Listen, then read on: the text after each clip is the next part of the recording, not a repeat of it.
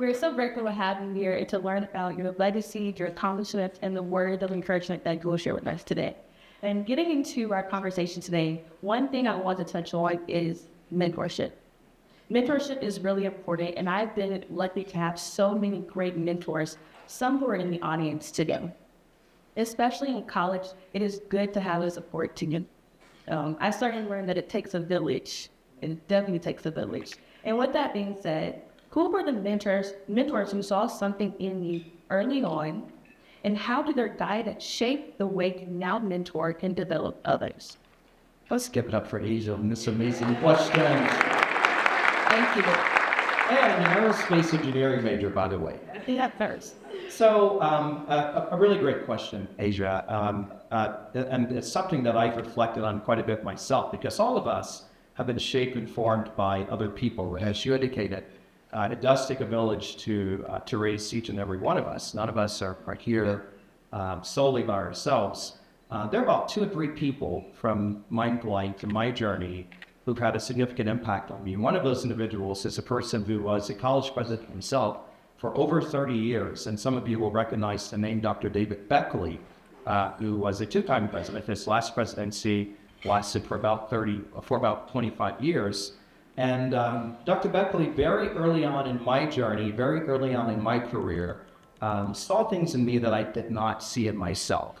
And that's one of the most important aspects of mentoring, when individuals can point out traits and traits and sort of I would say leadership tendencies that you have that you yourself are not necessarily comfortable naming, because you're young and you're just starting out. So Dr. Beckley, for example, noted my ability to sort of synthesize information and to recap what I heard from others and to bring people together around the table of differing opinions. And there have been many others as well. I think about my years in college, both at the undergraduate level and at the graduate level, professors and other folks who, again, sort of tapped me on my shoulders and said to me, hey, I think you'd be great at this, or I think you'd be great at that. And that brings me to this concept that you hear a lot when you're talking about mentoring. So this notion of sort of what we would refer to as the outer call. So you may know within yourself that there's something you want to do. You may know within yourself that there's a path that you intend to take. But it's a whole nother thing when someone else affirms that for you. When another person walks alongside you and taps you on the shoulder and say, Asia, you're going to be an aerospace engineer. Or, well, you're going to be this major entertainment mogul, and it sounds like you already are, from what Dr. Gordon said. And so for me now, when I mentor people, when I talk with folks, I try to be explicit about the unwritten rules. Is there a lot of unwritten rules about mentoring? And we have to be very clear about what those unwritten rules are. And so one of those is opening doors proactively. Instead of waiting for someone to ask, open doors. Walk up to a young person that you're spending time with, affirm the gifts that you see in them. Affirm those gifts. Remind them time and time again that you are great at what you're doing. And I know every single last one of us, I hope, we've experienced something just like that. People who walked alongside us, who tapped us on the shoulders, who affirmed us for who and what we were in our own journeys. Absolutely. Close enough, some get that. You're right on that. Very true, very true. I want to talk a little bit and touch on what you just mentioned, and that's that outer call. Speaking as someone who truly values words of affirmation, I think that it's very important, as you mentioned, when others truly do affirm what it is, whether that's your calling, whether that's your vision, your goals. It's truly inspiring when you have someone being on your side, being on the sidelines, cheering you on.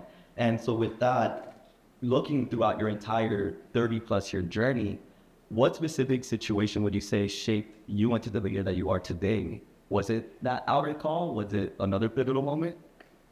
Well, I think it was a combination of things. So a little bit sort of my backstory. I was born and raised in rural Mississippi to a single mother, and I first generation college student myself.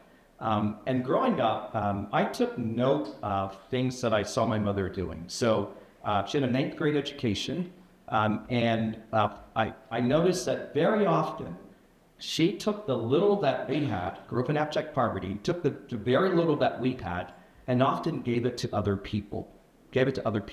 So I would, I'd be in the kitchen with her, watching her cook and seeing all this great food that she's preparing, and thinking that it's for me, Instead, she packs it up and takes it to somebody else, But what I learned from that, is just the notion that leadership oftentimes is not always about credentials. It's not always about titles. It's about service and accountability to the people who believe in you, the people who love you. And so that's a lesson that I've sort of taken with me throughout my journey. And it's one of the things that continues to ground me and to humble me as a leader myself. There are a couple of other things I would add to this. I've been fortunate and blessed in my life to go places where, based upon sort of the external data, based upon the external circumstances, there are rooms that I should not have been in. So, born and raised in rural Mississippi, first generation college student, raised in abject poverty, and I found myself sitting in classrooms in places like Duke University and Yale University. Those are places that, again, just looking at just sort of, where I came from, you would ordinarily think, no, that's not even possible. And there were times that I felt it wasn't possible also. When I was in school, 30 plus years ago, we didn't have the phrase imposter syndrome. And that's a phrase now that we have. But I felt it, even though the phrase didn't exist. I still felt it. I felt like I shouldn't be there. But there were people who reminded me time and time again, you belong here. You belong here. That reassurance, just over and over again. And that's something that's absolutely crucial for all of us to do. I'm going to keep coming back to a similar point throughout our conversation today. Part of our role and part of what we should do in every space where we find ourselves is to say to people in those spaces that you are supposed to be here. You're supposed to be here. Your journey led you to this place. There may be others who say there are other things that divided the means for you to get here. I don't care. You're there, and you're supposed to be there. Right. And that's something that I really want all of us to lead with. And that's something that, when you go out to Phoenix in August, I think it is, right? And when you go up to Carnegie Mellon, in Pittsburgh, those are spaces you're supposed to be in. Those are spaces you're supposed to be in. You were destined to be in those spaces. Thank you so much for those words of affirmation. Thank you. And you've broken so many barriers and you've accomplished so many things. And as a STEM major myself, someone who had a strong interest in aviation, I was really excited to learn that during your presidency at Morningside University, you launched programs in aviation, cybersecurity, animal science, and AI. So what helped you decide when an institution should innovate versus preserve? There'd be a question. Yeah.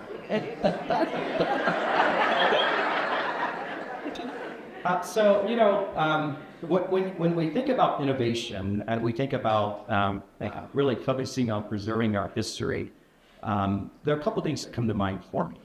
I am not the type of leader that innovates simply to keep up with what's happening in terms of the times.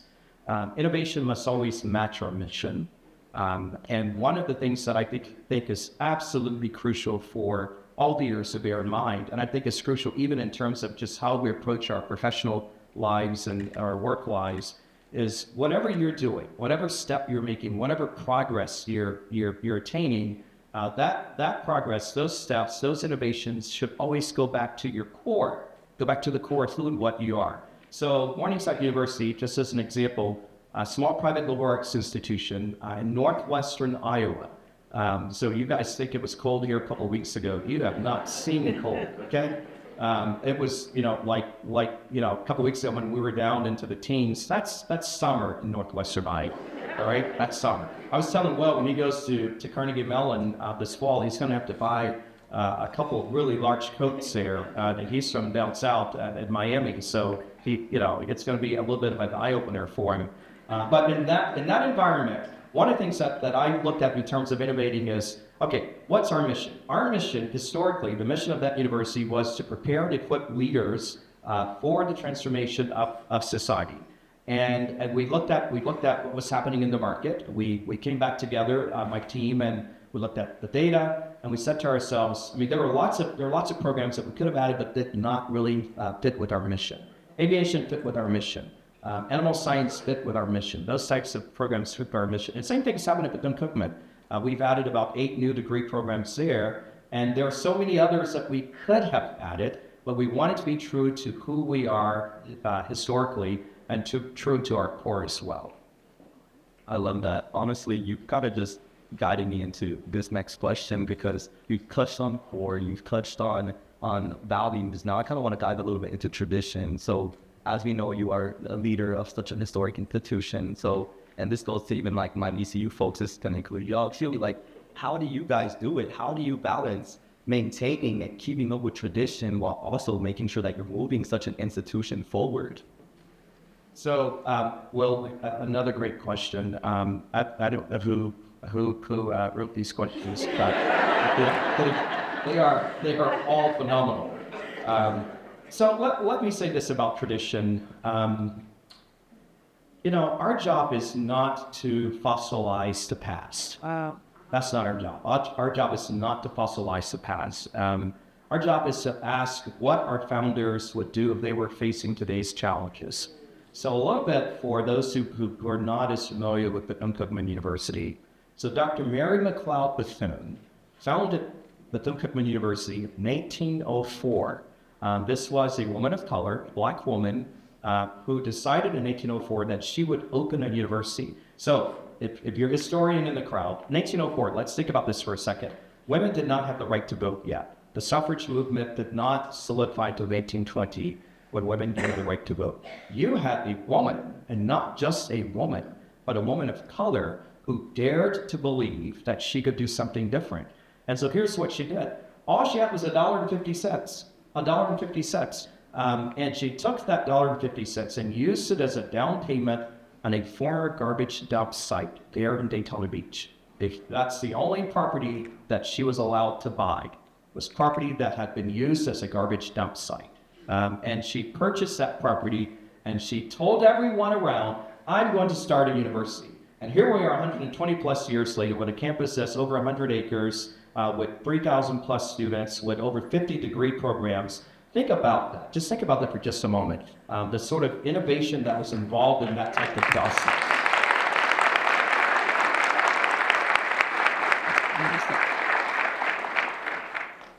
Wow, that is definitely wonderful to hear.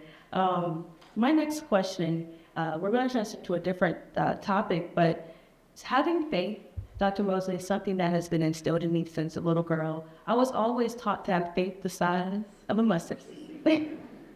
And you have been recognized for community and religious leadership. So how does faith or personal conviction influence how you lead in complex space? So, yes, there's a lesson to have faith the size of a mustard seed. And when I was in the classroom teaching years ago, I would hear students say, especially when we're nearing an exam, nearing exam time, students would say, well, I'm going to pray really hard that I pass this test. And I said, well, I need you to also study. I'm of the ilk that faith without works is dead. And that's how I've actually lived my life. I believe that as a person of faith, whatever your faith tradition is, I personally believe that I should not have to wear any sort of outward indicators of that faith tradition. Me personally, I don't need to wear a T-shirt that says I'm a Christian. I don't need to do that. You should be able to glean that from my interactions, from my encounters. You should be able to glean that from the way that I treat you. You should be able to glean that from the way I speak to you and about you. And so faith has always been central to just my own development and central to who I am.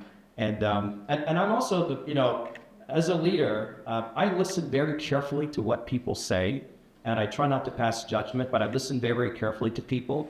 And I listen especially to people who, if the first thing out of their mouth is to profess their religious beliefs to me, I'm usually got to be a little bit cautious because I want to see it first before I hear it.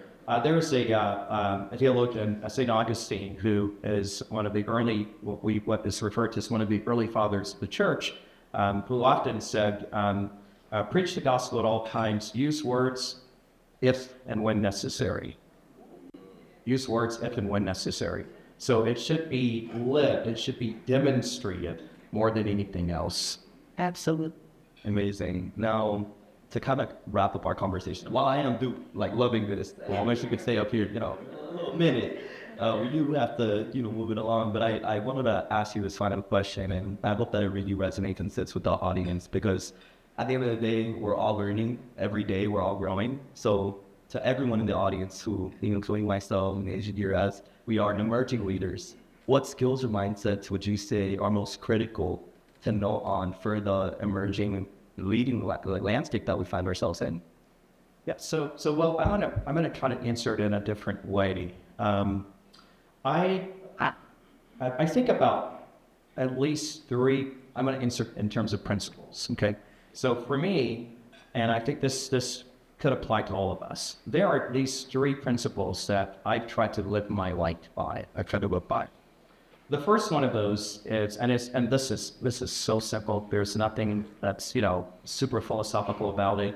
You don't need a PhD from Yale University to do this kind of stuff. You just need to be authentic to do this. The first one is to bloom wherever you're planted. So wherever you are placed, wherever you are situated in life at this moment, do the very best there. Do the very best. A lot of people spend an inordinate amount of time seeking what's next.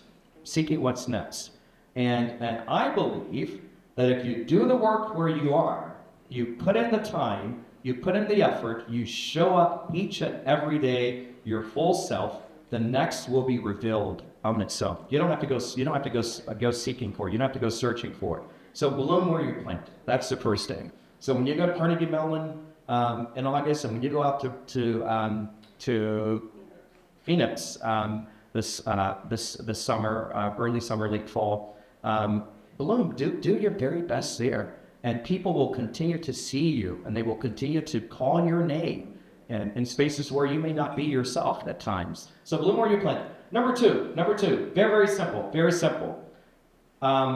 Serve in such a way that if you had to go back, you could. All right? Serve in such a way that if you had to go back, you actually could. So what a lot of people don't know is I was at Bethune-Cookman before. This is my second time around there. I was there as executive vice president about 10 years ago, and I left, and fortunately, I left in a way that made it possible for me to return. That's absolutely critical. I've been very fortunate. I call it kind of the boomerang effect, really. This has happened a lot throughout my life. I've been asked to return to institutions where I graduated to serve on the board of trustees. You guys will be asked to do those things as well. Will and Asia, you're both going to be on the board here at UCF. I can see it. It's happening. It's going to happen. And it's going to happen a lot sooner than what you think. So serve in such a way that if you have to go back, you could. Number three, leave it better than you found it. Leave it better than you found it. There's nothing, I think it is a gross irresponsibility for people to harm institutions that you are supposed to serve. Instead, you harm those places. We are all blessed and fortunate enough to be called to serve in all kinds of different settings. It is ultimately our responsibility to leave it way better than what we found it. And that's my goal at Bethune-Cookman University. I hope that it's your goal in the places where you're called to serve now. That when your time is done, in those settings, because we're all sort of on a journey here, your time is done, people will say that you made a difference in this place. That there is a discernible difference between when you arrived and when you left. And that discernible difference is better, not worse. You left it better than you found it. Very well said. Yes, sir. Thank you so much.